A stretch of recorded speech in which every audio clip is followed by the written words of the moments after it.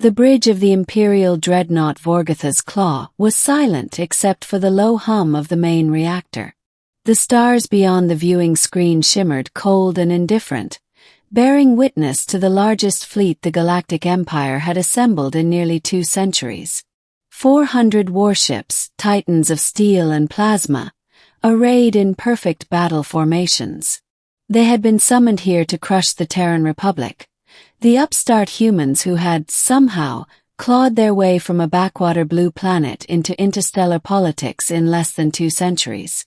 Normally, such young civilizations were little more than curiosities before being absorbed or destroyed by the Empire. But humans were proving different. "They've taken half the Othari sector in under 6 months, Fleet Admiral Vurox growled, his mandibles clicking in agitation.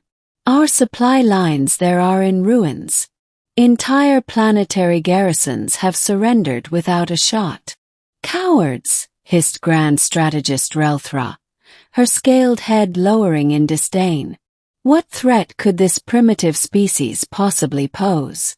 Their ships are few, their technology stolen from others. They cannot stand against the might of the Empire." "They stood against the Kadrani horde," Vurox reminded her sharply. "And won." The statement made the bridge crew stiffen. The Kadrani had been a scourge even the Empire struggled to contain. That the humans had not only faced them but beaten them was an uncomfortable fact. Still, confidence radiated from the Imperial officers. Today, at the edge of the Archon Rift, they would crush this Terran nuisance. "Middle. Admiral," an ensign called from the sensor pit. "Terran ships exiting FTL in Sector 3. All eyes turned to the main display. 7 ships appeared in the darkness. 7. Against 400. The bridge erupted in laughter and derision. "That's their fleet," Relthra scoffed. "A mere handful of cruisers. They must have gone mad," another officer sneered.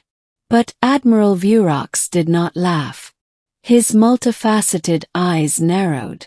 The Terran formation was tight, disciplined.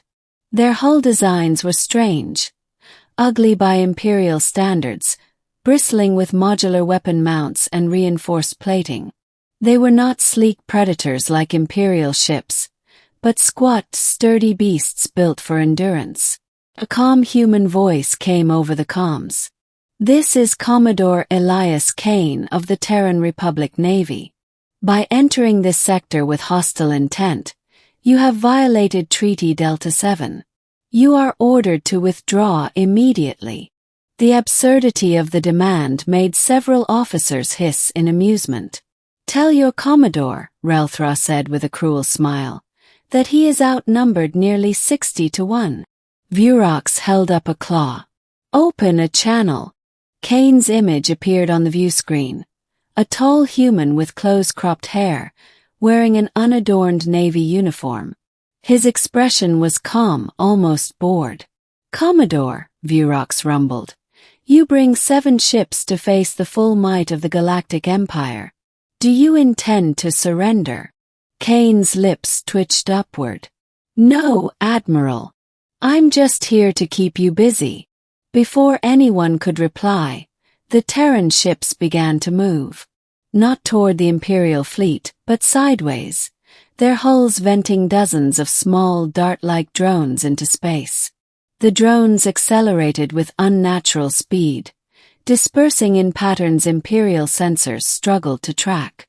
"Electronic warfare," the sensor ensign shouted. "They're scrambling our targeting systems." The first salvo hit. It wasn't massive ship-killing fire, not yet. Instead, precision railgun slugs tore through sensor arrays, communications dishes, and shield generators. The Imperials scrambled to adapt, but every time they recalibrated, another wave of drones shifted frequencies or patterns, forcing them back to square one. "What is this tactic?" Relthra snarled. "They aren't even trying to destroy us. They're blinding us," Vurox said grimly. cutting our eyes out before the real strike. 4 hours, the 7 Terran ships danced around the periphery, never staying in range long enough for concentrated fire. Imperial losses were minimal in terms of hulls destroyed, but their fleet cohesion was collapsing.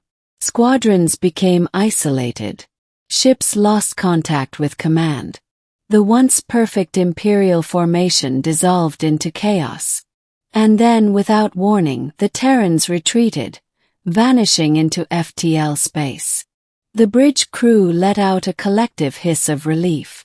"Pathetic," Relthra said, trying to mask her unease. "They struck and ran. Cowards to the last." But Vurox's claws tapped the armrest. Something about Kane's smirk lingered in his mind. The turning point. 2 days later, the Imperial fleet limped into the Valros system to regroup. That's when the messages began to arrive. From the Authari front, Imperial garrisons destroyed, human forces advancing rapidly. From the Vexorian corridor, mining worlds lost, enemy forces using captured Imperial freighters as Trojan horses.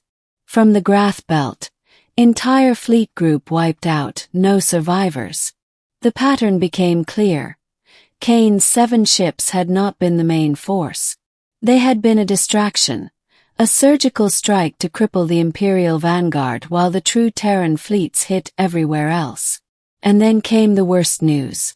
"Admiral," the communications officer said quietly, "we've intercepted a human transmission, addressed to us." Vurox gestured for it to play. Kane's voice again, calm and almost amused. "Admiral, I hope our little meeting at Archon was educational. You've been fighting our forward patrol group. The main fleet hasn't even arrived yet." The bridge went silent. Ending. When the Terran main fleet finally emerged from FTL 2 weeks later, the Empire understood the depth of their mistake.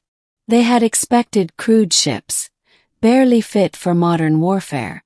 Instead, they faced carriers the size of moons, bristling with railgun arrays and mass driver cannons capable of punching through planetary shields.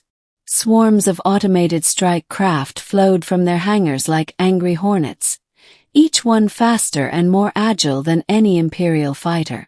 But it wasn't just the hardware. It was the humans themselves, relentless, unpredictable, utterly unwilling to fight by the proper rules of war. They struck where the Empire was weakest, ignored where it was strongest, and weaponized every scrap of intelligence they could steal. The Battle of Valros lasted only 3 days. The Imperial fleet, crippled from the earlier harassment and spread too thin across multiple fronts, was shattered. Vurox's flagship barely escaped. From the safety of a hidden system, he sent his final report to the Imperial High Council. "Underestimate humanity at your peril.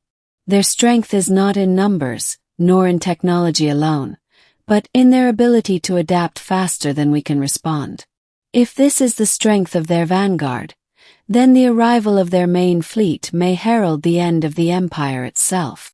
The Council scoffed, as councils often do when faced with inconvenient truths. But among the surviving Imperial officers, a grim phrase began to circulate, whispered with the same reverence and fear once reserved for the Kadrani horde. "The humans are coming.